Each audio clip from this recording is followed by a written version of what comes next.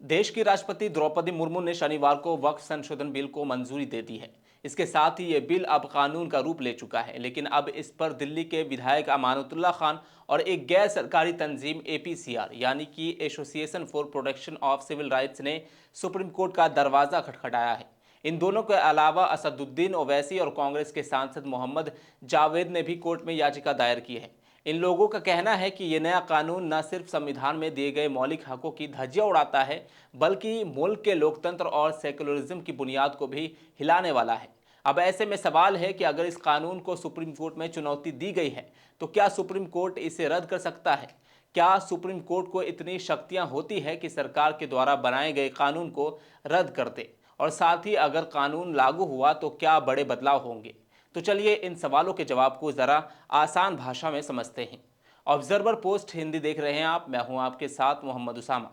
विपक्ष के विरोध के बीच वक्फ संशोधन बिल चर्चा के बाद पहले लोकसभा से फिर राज्यसभा से पास हो गया और शनिवार देर शाम को राष्ट्रपति द्रौपदी मुर्मू ने वक्फ संशोधन बिल को मंजूरी भी दे दी। राष्ट्रपति की मंजूरी के बाद वक्फ संशोधन बिल अब कानून बन गया है।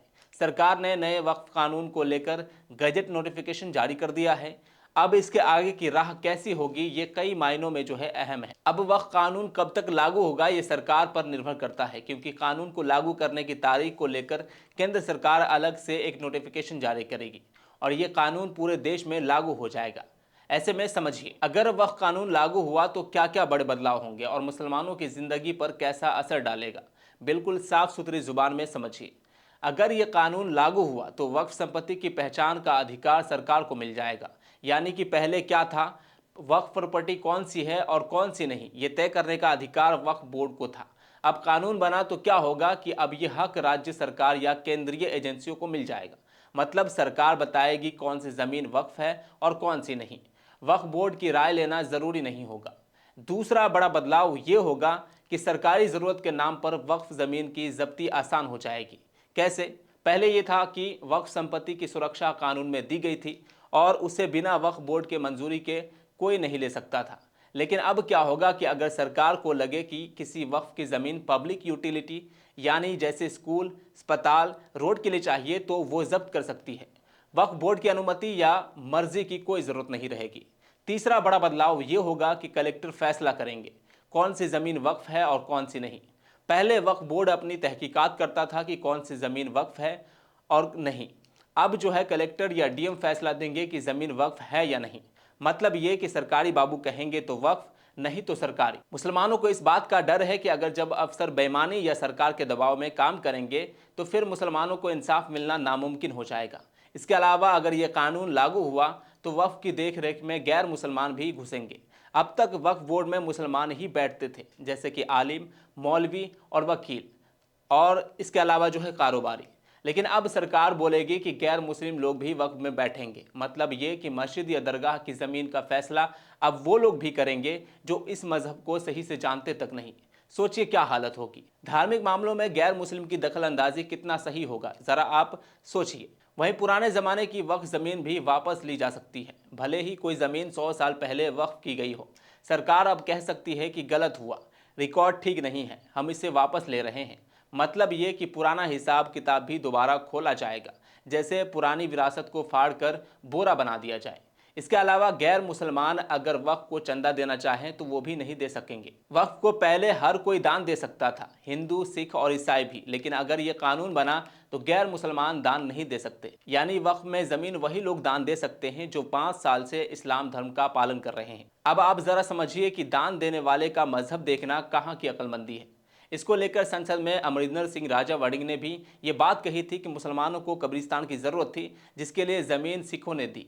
ये कैसा फैसला है, ये कैसा कानून है कि हम दान देना चाहें और उसे ना दे पाएं। आखिरी और अहम कि अब वक्फ ट्रिब्यूनल के फैसले को 90 दिन के अंदर जो है हाई कोर्ट में चुनौती दिया जा सकता है। सवाल ये है कि एक आम गरीब मुसलमान जो है हाई कोर्ट तक कैसे पहुंचेगा। वकील, फीस और टाइम ये सब लगेगा और सरकारी वकील तो फ्री में लड़ेंगे नहीं। मतलब ये कि आम लोगों को कोर्ट के चक्कर लगाने पड़ेंगे। अब अमानतुल्लाह खान और एपीसीआर ने जो याचिका दाखिल की है उसमें यह कहा गया है कि यह कानून सीधे सीधे संविधान के कई आर्टिकल्स की धज्जियां उड़ा रहा है। कैसे, ज़रा आप समझिए। अनुच्छेद 14, सबको कानून की नज़र में बराबरी का हक देता है, लेकिन अमानतुल्लाह खान और एपीसीआर का कहना है कि जब एक खास समुदाय की संपत्तियों को निशाना बनाया जा रहा है तो ये बराबरी कहाँ रह गई।